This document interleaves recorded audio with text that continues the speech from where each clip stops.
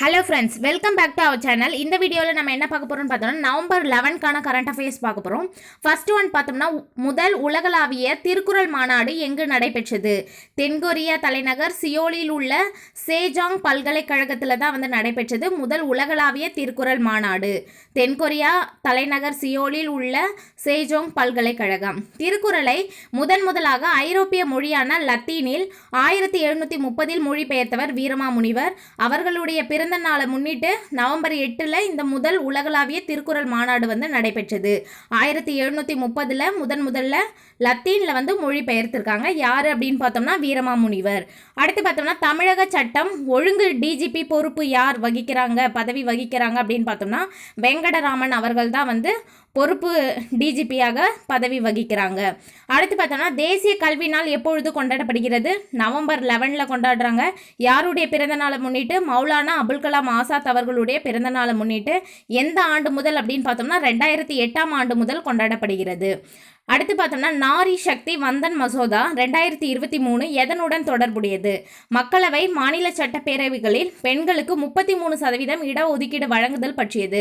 நாரி சக்தி வந்தன் மசோதா 2023 எதனுடன் தொடர்புடையது அப்படின்னு பார்த்தோம்னா மக்களவை மாநில சட்டப்பேரவைகளில் பெண்களுக்கு 33% இடஒதுக்கீடு வழங்குதல் பற்றியது. அடுத்து பார்த்தோம்னா உலக துப்பாக்கி சுடுதல் சாம்பியன்ஷிப் போட்டியில் ஆடவருக்கான 10 மீட்டர் ஏர் பிஸ்டல் பிரிவில் வென்றவர் யார் அப்படின்னு பார்த்தோம்னா இந்தியாவின் சாம்ராட் ராணா. அவங்க தான் 10 மீட்டர் ஏர் பிஸ்டல் பிரிவில் வென்றிருக்காங்க. எத்தனை புள்ளிகள் அப்படின்னு பார்த்தோம்னா 243.7 புள்ளிகள் பெற்று தங்கப்பதக்கம், அதாவது முதலிடத்தை பெற்று தங்கப்பதக்கம் வென்றிருக்காங்க.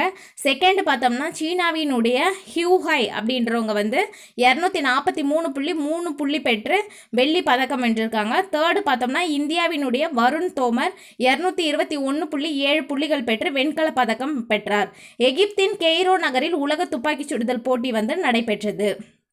அடுத்து பார்த்தோம்னா ஆடவருக்கான ஜூனியர் உலகக்கோப்பை ஹாக்கி போட்டியின் சின்னம் எது அப்படின்னு பார்த்தோம்னா காங்கேயன் சின்னம் தான் ஆடவருக்கான ஜூனியர் உலகக்கோப்பை ஹாக்கி போட்டியினுடைய சின்னம் காங்கேயன். நவம்பர் 28 சென்னை மற்றும் மதுரையில் தொடங்குகிறது. அடுத்து பார்த்தோம்னா டெல்லியில் காற்று தர குறியீடு AQUIயின் நிலை என்ன அப்படின்னு பார்த்தோம்னா 391 என்ற மிக மோசமான நிலையை அடைஞ்சிருக்கு. பயிர் கழிவுகள்லாம் எரிக்கப்படுவதாலும் இது அதிகமாக இந்த நிலையை அடைஞ்சிருக்கு அப்படின்ற செய்தி பரவப்படுகிறது. டெல்லியில் காற்று தர குறியீட்டோட நிலை அப்படின்னு பார்த்தோம்னா 391 என்ற மிக மோசமான நிலை. ஓகே ஃப்ரெண்ட்ஸ், இந்த வீடியோ உங்களுக்கு பிடிச்சிருந்தா லைக் பண்ணுங்கள், உங்கள் ஃப்ரெண்ட்ஸுக்கும் ஷேர் பண்ணுங்கள், மறக்காமல் சப்ஸ்கிரைப் பண்ணுங்கள். தேங்க்ஸ் ஃபார் வாட்சிங்.